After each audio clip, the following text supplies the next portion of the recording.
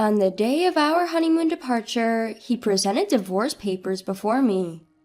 I'm taking my whole family with me. If you don't like it, we'll get divorced. Fine, but I'm still single, you know. Huh? I screamed in my mind as he stood there dumbfounded. Take that! My name is Emma, 35 years old, and I work at a real estate company. I enjoy my work and find it fulfilling, and I have been fortunate to have supportive seniors and juniors. On the other hand, my personal life lacks any particular hobbies, and I have never had a boyfriend. I secretly felt anxious. My friends were getting married one after another, reaching their peak at 30. There are only a few of us who are still single. My juniors also left the company one after another, and each time it felt like a stab in the chest. That's when I met Brian through a friend's introduction. He was 2 years younger and had a smile that tickled my maternal instincts. He spoke few words and always listened to my opinion when making decisions. He always prioritized my thoughts. Never having any experience with men before, I quickly fell for Brian's personality. Our relationship developed smoothly. When I mentioned marriage, he responded, "Then let's get married." When it comes to marriage, a dozen of decisions must be made. Wedding ceremony, honeymoon, and a new home to live in together. It's a once-in-a-lifetime major event, so I wanted to make decisions together. But no matter what we decided, he would always listen to my opinion. He wouldn't express his own opinion, just agreeing with me. Brian's personality felt a bit unreliable, and I started to feel dissatisfied with him. There is another thing that troubles me. It's my relationship with my mother-in-law. My mother-in-law's personality was completely different from Brian's easygoing nature. She doesn't listen to my opinions and immediately imposes her own ideas. Emma, when you get married, of course you'll quit your job and focus on taking care of the house, right? At your age, if you don't hurry, you won't be able to have children. Brian is working hard, so as a woman, you should focus on the family. It's the wife's duty to support her husband. When I went to greet her, these were the first words she directed at me. The husband works outside, and the wife takes care of the home. She still holds on to such old-fashioned ideas. The truth is, I earn more money than Brian. He doesn't seem to think much about it and has even told his parents about it. But his mother doesn't seem to like it. A woman who earns more than a man doesn't have any charm. Maybe you can't do any household chores, can you? A wife should be able to cook, do laundry, clean, and take care of her husband's health. Can you do that? My mother-in-law said, looking down on me. If it were Brian saying that, it would be one thing, but isn't it different when it's my mother-in-law?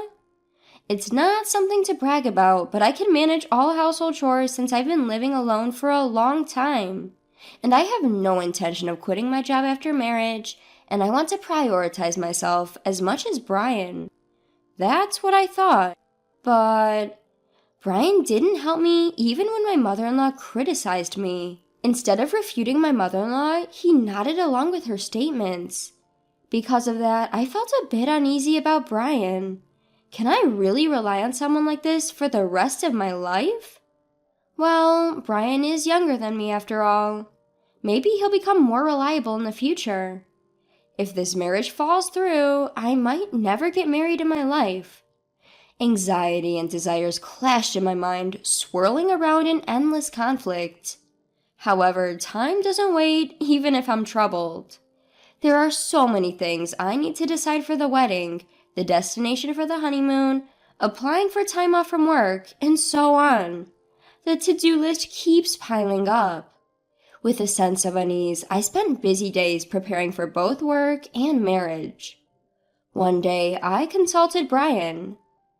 I think, considering our work, we can only take a long vacation at this time, so is it okay to have the honeymoon during this period? Yeah, I think it's fine. Both Brian and I have similar quiet periods at work. If we want to take a long vacation, this is the only timing we have. The problem is the wedding. The venue I've always dreamed of is so popular that it's booked for over a year in advance. In that case, what about going on the honeymoon before the wedding? I looked it up and it seems some people do that. If we have the wedding first, it will be another 2 years before we can go on the trip. If you are okay with that, Emma, then I'm fine with it too. I thought Brian wouldn't object, but to agree so readily. At this rate, it seems like all my opinions will be accepted for the honeymoon destination, the menu for the wedding, and the decoration of the venue. I do have a desire for Brian to express his own opinions a little, but it's better than being opposed. So, whenever I found a moment, I continued to progress with the preparations for the honeymoon and the wedding. In the end, we decided to go to Europe for the honeymoon. I debated until the last minute between Hawaii and Europe, but Hawaii is close by, and I'm sure there will be another opportunity to go there. So I chose to take a trip around Italy and France, experiencing the picturesque streets and delicious cuisine. I also wanted to explore the stylish accessories and maybe buy some commemorative tableware since it's the start of a new life. After considering various schedules and destinations, I completed the application about a month before the tour. By that time, I was completely excited. After all, it's my first overseas trip. It's impossible not to feel thrilled. My mind became filled with everything related to Europe, from buying the necessary items for the trip to planning our activities at the destination. Because of that, any dissatisfaction I had with Brian had completely disappeared. As the honeymoon approached 1 week away, Brian suddenly brought up a conversation. Emma, I have a favor to ask. A favor? That's unusual. I wonder what it could be. It's rare for Brian to ask me for something. Could it be about the trip? Did he find a place he wants to visit? What is it? What's wrong?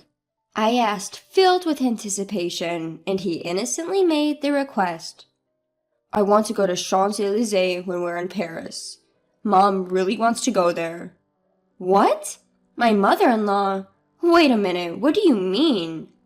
I couldn't catch up with this sudden situation, but Brian replied as if it were obvious. Huh?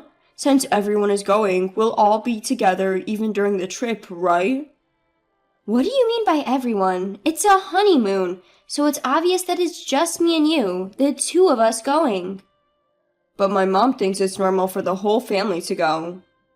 First of all, I only made reservations for 2 people, you and me, Brian.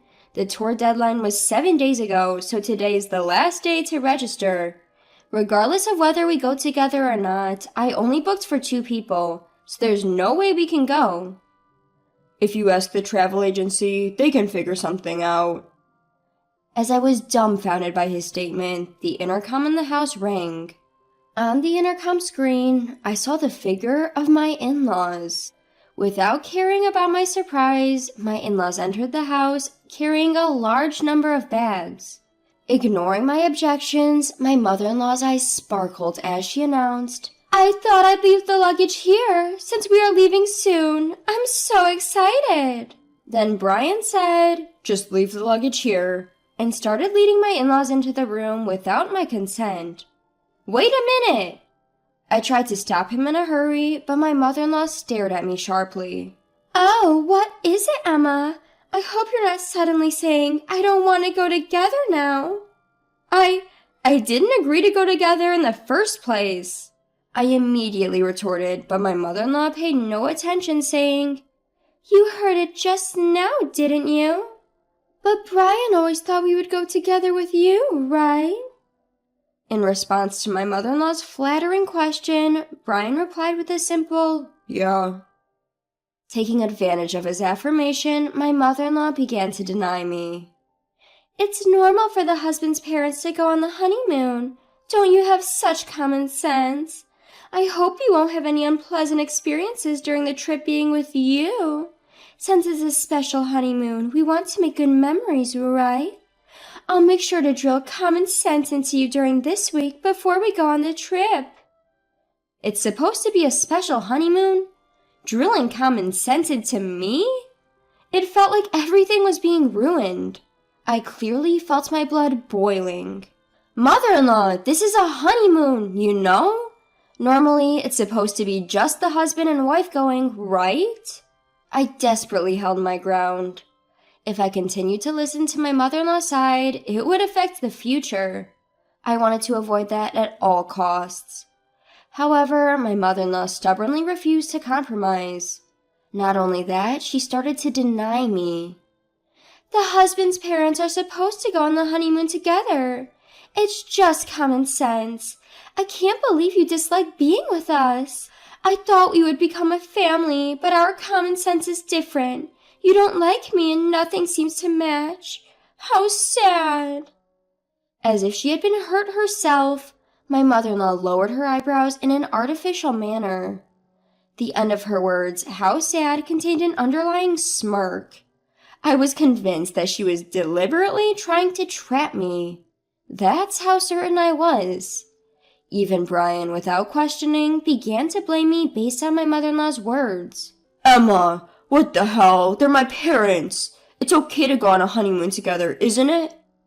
It's impossible. We've already made the reservations for 2 people. Besides, I've never heard of families accompanying a honeymoon trip, I declared, and Brian shouted angrily, as if picking a fight. I never thought you hated my parents so much, Emma. That's it. Just leave for today. He looked at me as if he couldn't believe what he was seeing. As Brian spoke, a wicked smile formed on my mother-in-law's face. Why does he always take his mother's side without listening to his spouse's opinion? Especially at a time like this, I wanted him to support my views. Before I could even react to his words, I found myself pushed out to the entrance. Just before the door closed, I caught a glimpse of my mother-in-law's smug expression. I was left outside, unable to do anything but stand there. Why am I being treated like the bad guy? Why does everything have to be ruined, including this precious trip? Frustration and sadness overwhelmed me, and tears began to flow. A few hours later, I received a message from Brian. I want you to see if it's still possible for them to join the tour. If not, we'll cancel this trip and apply for a tour where all 4 of us can go. Please think rationally. If you reconsider, we can figure it out properly. I don't think I'm in the wrong, so I have no reason to apologize or respond. Brian must be angry too, because there was no contact after that message. Time passed, and the day of our honeymoon departure finally arrived. I couldn't imagine enjoying it in this state, but we had been preparing for this honeymoon for a month. I couldn't refuse. As I prepared to leave the house with a heavy heart, the intercom rang. Brian had come to pick me up. We hadn't seen each other since that incident, so I didn't know what kind of face to put on. The fact that he came to pick me up meant that he still intended to go on the trip. But he didn't have a single suitcase with him. Instead, he handed me a divorce paper. After hurting my parents, you still intended to go on this trip, didn't you? I'm taking my entire family on this honeymoon. If you don't like it, let's get a divorce. My mom said it would be better that way. Saying that, he thrust the divorce paper in front of me. In that moment, I finally realized what kind of person he was. I thought he would listen to my opinions and prioritize me, that he was kind, but that wasn't the case. This man is just someone without his own opinions, and he prioritizes his family over me. That's Brian. As I came to that realization, I felt my feelings for him cooling down. Even if I were to marry him, I couldn't see myself overcoming the many challenges that awaited us in the future. And becoming a family with that mother-in-law, it was an impossible scenario. Determined, I pointed at the divorce paper in front of me and said, "Sure, but I'm still single, you know." Huh? Brian exclaimed, clearly surprised by my words. Single? What do you mean? Weren't you listening? We talked about going on the honeymoon, but delaying the registration until the day of the ceremony. I made sure to get your permission, Brian, you know. You didn't forget, did you? The marriage certificate is still in the drawer, and you even said, "If you are fine with it, Emma, then I'm fine too." That's right. Divorce or not, we're not even married yet. There's no problem with going on the honeymoon with my maiden name. Perhaps you remembered my words as Brian's expression suddenly changed. But immediately he turned red and raised his voice in frustration. Are you out of your mind? To give up on marriage just because of a honeymoon? Get a grip. I responded, matching Brian's intensity with my own strong voice. This is the result of me being rational. I've been so desperate to get married that I couldn't see reality clearly. I don't think I can be happy marrying someone who doesn't listen to the opinions of their future spouse and doesn't support them. I'd rather stay single for life. Thanks for making me think that way. Haste makes waste. I keenly felt that this saying was true. Hey, Emma, let's calm down and start over from scratch, okay? He looked like he was about to cry. His pleading voice trembled. But I won't be fooled anymore. I will break free from this guy. Without realizing it, I found myself shouting loudly at Brian. If you're so desperate for a family trip, why don't you go with your family of 3? But in return, you'll have to plan everything, from the tour reservations to the itinerary, all by yourself. After always relying on others, it's about time you experience the difficulty yourself. If you think you can handle it, go ahead, you indecisive man. I pulled out the marriage certificate from the drawer and tore it to shreds in front of Brian. In response to this sudden turn of events, his mouth was left hanging open. Overwhelmed by my determination, Brian was completely taken aback. Well, do you understand how serious I am now? I refuse to have a future that's pitch black. It's over between you and me. Why don't you hurry back to your beloved mommy and cry to her, you mama's boy. Leaving a dumbfounded Brian behind, I slammed the front door shut. Given his state, he might actually go cry to his mother. I could easily imagine him doing that. Afterward, I contacted the tour company to cancel our reservations. Since it was a same-day cancellation, we were charged 100% of the cancellation fee. I billed Brian for the entire fee since he was the one who ruined our honeymoon. It was the natural outcome. Later, Brian blamed me for the failed marriage and spread rumors about it to those around us. However, it seemed that no one sympathized with him among our relatives and coworkers. Instead, he started to be seen as an unconventional mama's boy due to his past actions and was disliked by many. When I told my parents about the divorce, they were initially surprised, but quickly accepted it. Marriage isn't the only source of happiness. As long as you're happy, Emma, that's what matters. I couldn't be more grateful for my mother's words. As a side note, since then, my hobby has become traveling. I felt it would be a waste to let long vacations go to waste, so I embarked on my first solo trip. Going overseas was a bit difficult, but I enjoyed a relaxing time in historic cities I had always wanted to visit. Wow, being alone is actually quite enjoyable. Thanks to that historical adventure trip, I've started to fully enjoy solo traveling whenever I have time off. On my next break, I'm planning to embark on my next overseas trip. I've begun a life where I won't let myself be controlled by marriage alone.